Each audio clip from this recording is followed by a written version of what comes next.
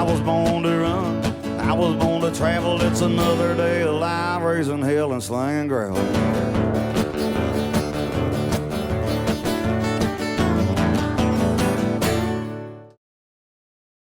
All right, everybody, and welcome back to the channel.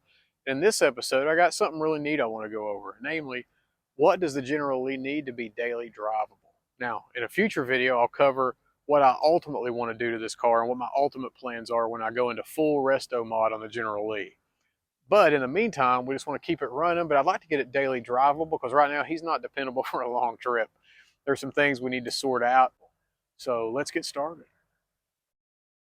All right, so I'm inside the car because the foundation of what's wrong with the General Lee that makes him to where he's not so dependable is the wiring. So the wiring from the front to the back of the car, every bit of it needs replaced. Now, I will have some videos on what happened to it and why it sat for 10 years. It was the wiring. It wasn't as bad as we thought, but it still needs completely sorted out.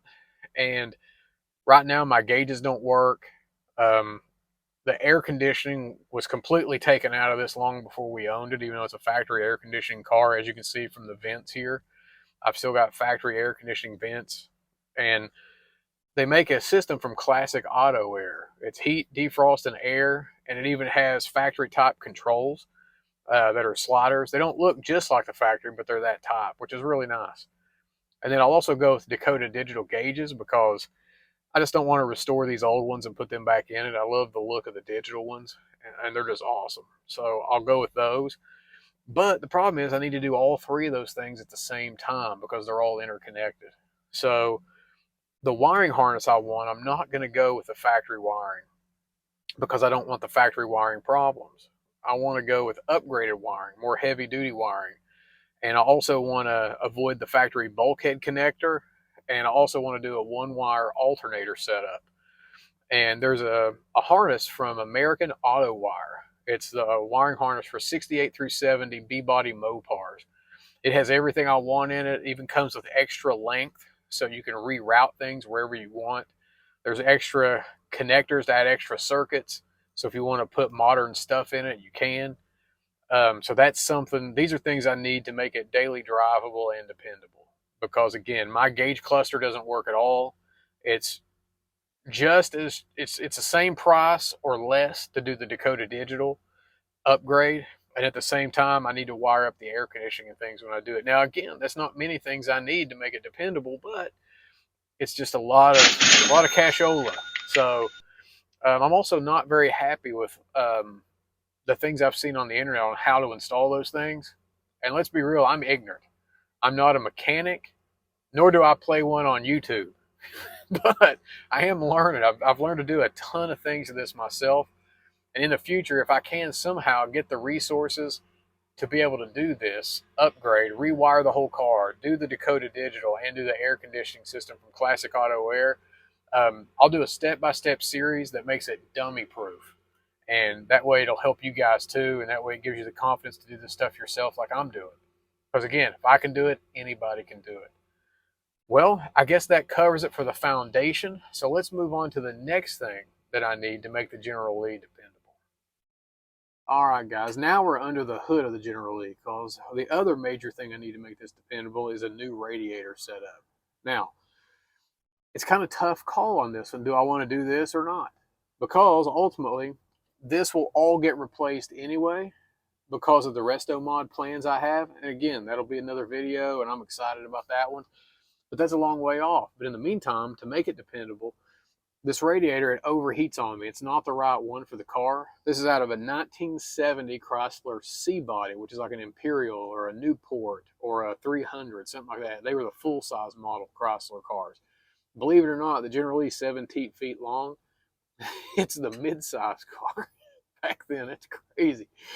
But anyway, that's why I don't have a fan shroud, which is actually kind of dangerous, but also hurts your cooling on the engine. So I'll ultimately replace this with an aftermarket aluminum radiator. There's multiple brands and multiple companies that make fantastic aftermarket aluminum radiators. I don't know if I'm going to stick with the clutch fan. I don't know if you guys can see that here. I'm turning it. That's the clutch fan. It hooks to the engine. They also make electric fans that are built into the fan shroud on some of those aluminum radiators. There's a big debate that rages in the Mopar forums about which one's better, just to keep that or whatever. So I haven't made a decision on that yet, but I do, once I get the resources, probably need to upgrade the radiator as something that it has to have to make it dependable for a long trip. Because if you get stuck in traffic, it overheats.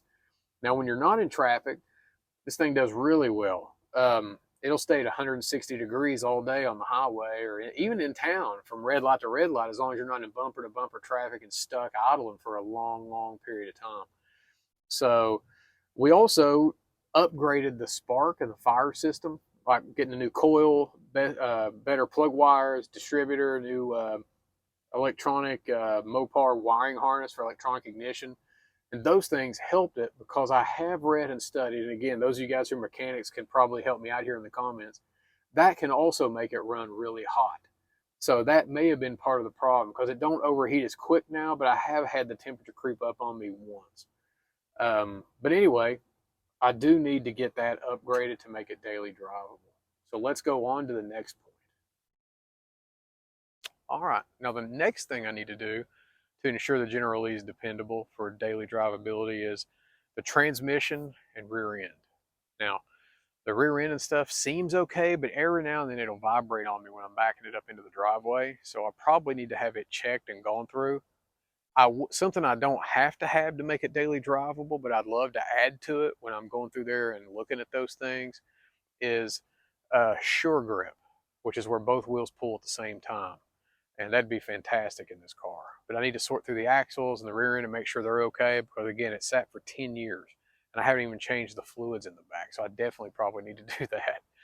And then the transmission, it shifts a little funny. I don't know if it's because it's going bad.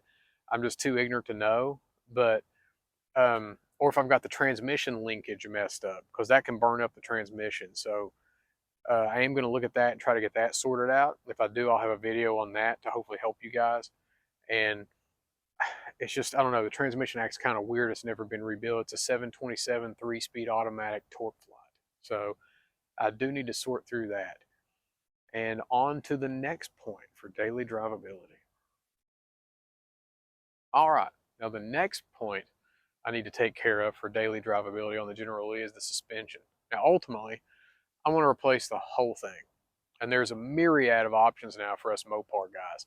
You can either do upgraded torsion bars and leaf springs with corrected geometry, they call it, that'll lower the car and do all kinds of wild stuff. Or you can do full-on coilover conversions. There's just the full frame chassis from Art Morrison and Roadster Shop, Schwartz Performance. I mean, you do all kinds of wild stuff to these things. But there are some limitations and some advantages to all of those. I'll go over all that in another video, hopefully in the future. Let me know if that's something you'd like me to cover in the comments below. And if enough people do, then hey, I'll make a video on it, all the suspension options for these Mopars. But I do need a minimum front end rebuild kit. And for some reason, my car is level all around. If you measure from the center of the tire up to the center of the wheel well opening, it's 26.5 inches on both of the driver's side wheels and the front passenger side wheel. But for some reason, the rear on the passenger side is 24 and something. It's like 2 inches lower. And the only way to adjust the rear ride height, from my understanding, is to mess with the leaf springs, get new ones or whatever. And I just can't do that right now, but it does need that. So I would ultimately like to get some new leaf springs in the back. And then on the front, you can raise and lower that through the torsion bars. There's actually a bolt and a nut you can loosen or tighten on those, and it'll actually raise or lower the torsion bars and adjust your ride height. So that's kind of cool. And you can see that here in this video I'm showing you. This is that bolt. And you just turn it. And again, you want to jack the car up and make sure the weight's off the suspension before you attempt that. That way it's easy to do and you don't break that bolt off by putting too much torque on it. So anyway, that's a quick tip. So in conclusion, those are the things that are needed to make the daily drivability of the General Lee impeccable. So that way I can take it anywhere I want on a long trip and drive him wherever, whenever. instead of just putting around town like I'm doing now. But I'm enjoying the heck out of putting around town in this thing. I'm not going to lie.